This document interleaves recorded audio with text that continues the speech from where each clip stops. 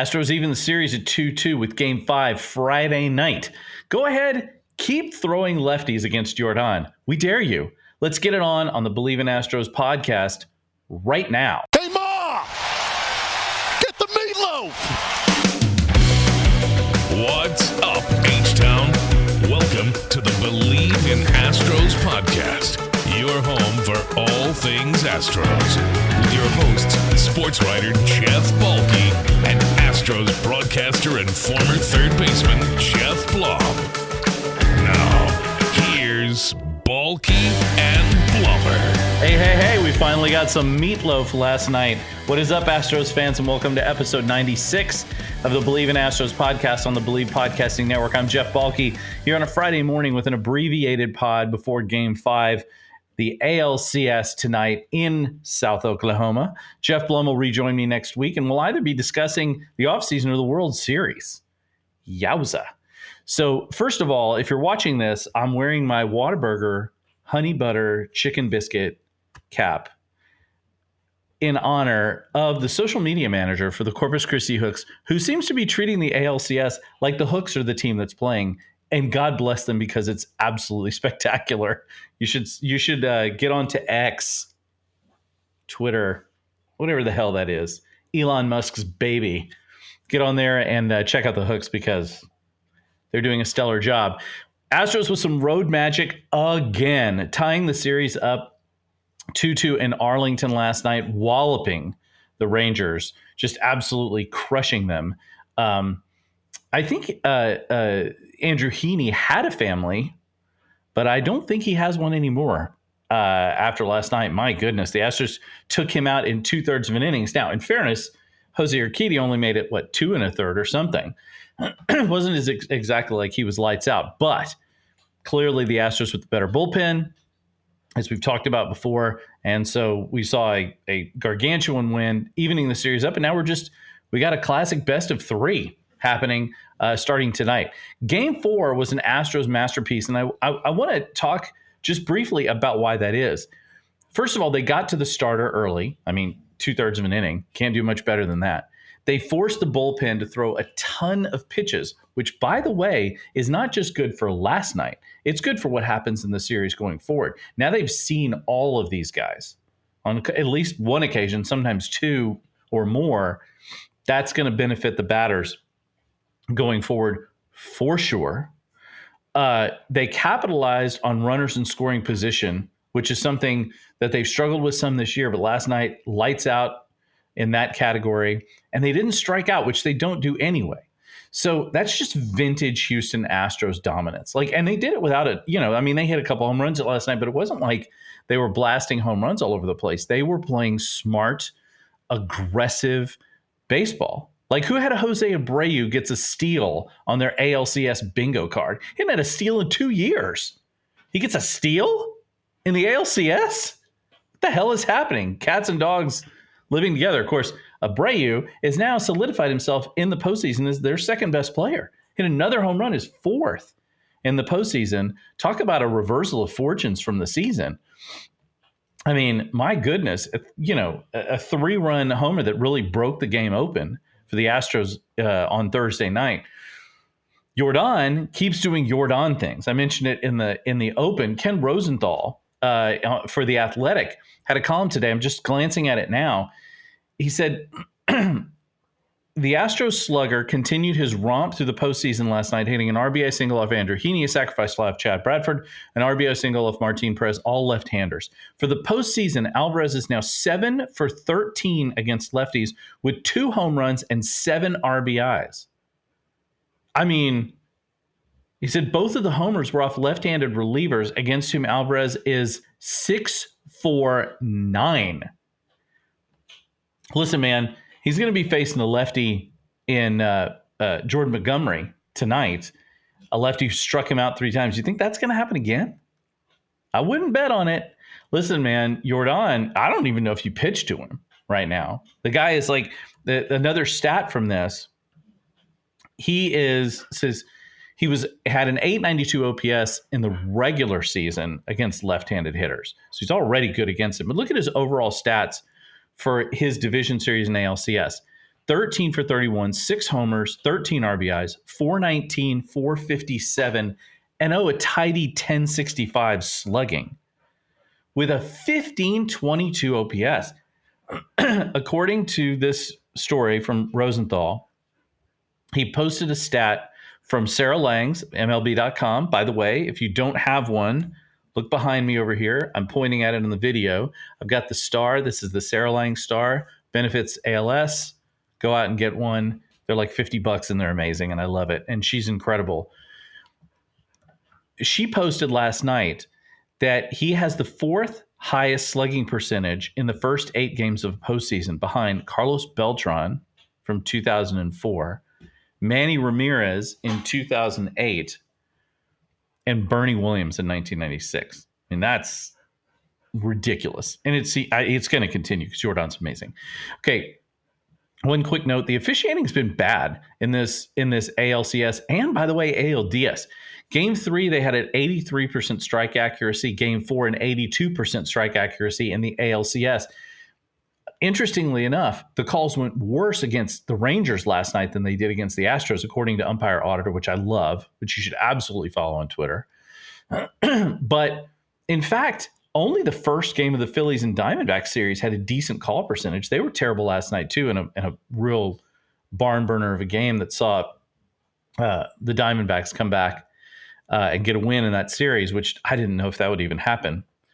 But yeah, so the officiating has been bad, but I mean, bring on the robo-umps. This is the ALCS and the ALDS. The ALCS and the NLCS. What are they doing rolling out umps with an 83% strike accuracy? Are you kidding me? I mean, if you can't do better than that in the championship series, I'm sorry, you need to roll yourself back into the minors or something. Come on. All right, so we're down to a best of 3. Let's talk about Game 5, and I want to talk about 3 things we have to watch. It's Justin Verlander versus Jordan Montgomery. The Game 1 matchup comes back. Now, this does set up the Astros exactly, I think, how they want to be, and that is Verlander in Game 5. There will obviously be a Game 6, so we'll have Framber Valdez in Game 6. Hopefully, good Framber shows up for Game 6, and if they need a Game 7, it would have Christian Javier there. And if the Astros manage to win in 6, still a real possibility, although I'm not sure that's going to happen, then they've got Javier as their Game 1 starter in the World Series. So the Astros are pretty well set up. But let's talk about 3 things in Game 5 tonight that probably we should watch. First of all is pitching early. So when these teams have succeeded, either side, they've gotten to pitchers early. Framber Valdez obviously gave up 4 runs in the first couple of innings in Game 2. JV gave up a couple of runs early before he settled down. The last couple nights, the Astros have gotten to, first they got to Max Scherzer. Last night they got to Andrew Heaney. As I mentioned, Yordan is 0 for 3 with 3 strikeouts against Montgomery. Montgomery was stellar in Game 1. He was absolutely stellar. Can the Astros, now that they've been through the order with him at least 3 times, can we see a little bit better production? They're going to need it from him. They've been good against left-handed pitching. If they can get to him a little bit early and force even if they can't score runs, even if they can just force that pitch count up, right? Do what they've been doing. Have good quality at bats. If they can do that, push them into their bullpen. Number one, their bullpen's going to be tired. They've been running a bunch of bullpen guys out there the last 2 games, which can't be good for them. Second of all, the Astros they're just not a good bullpen, and the Astros are really good against them. So that's the early. And then with Justin Verlander seems to be able to get into grooves as the game goes along. The question is, can he stay out of trouble early? If he can stay out of trouble early in this game, limit any damage that might happen, then the Astros have a good chance. If they can get him through 6 innings, fingers crossed, Verlander's a workhorse. If they can get him through 6 innings, Abreu, Neris, and Presley, they did not pitch yesterday. So the Astros are lined up for 7, 8, 9 if it gets to that. So I think pitching early is going to be one of the big keys in tonight's game. Number 2, who's going to make the key defensive play or plays in this one? There have been some big defensive plays on both sides in in this series. Both teams have been really, really good defensively and really made some key and critical plays. You know, the Leody Taveras robbing Yordan Alvarez of a home run. There have been some great plays made by Dubon. There have been some great plays made on the infield. Jose Altuve had an incredible play at second base. Jeremy Pena's been fantastic at short. Alex Bregman's made good plays.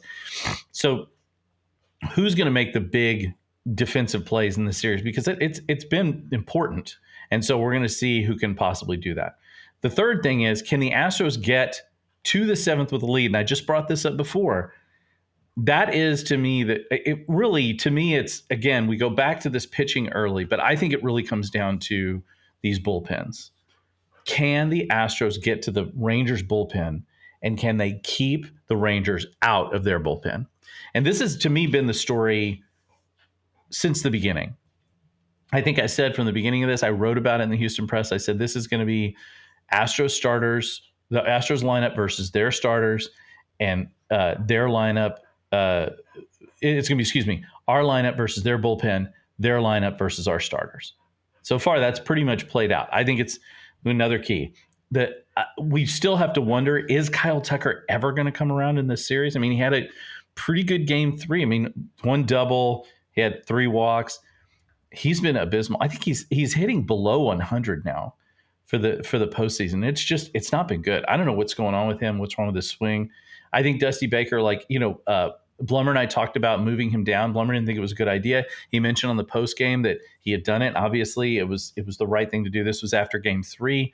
By the way, props again on the post game. So Mike Stanton on there last night with TK and Julie Morales down on the field.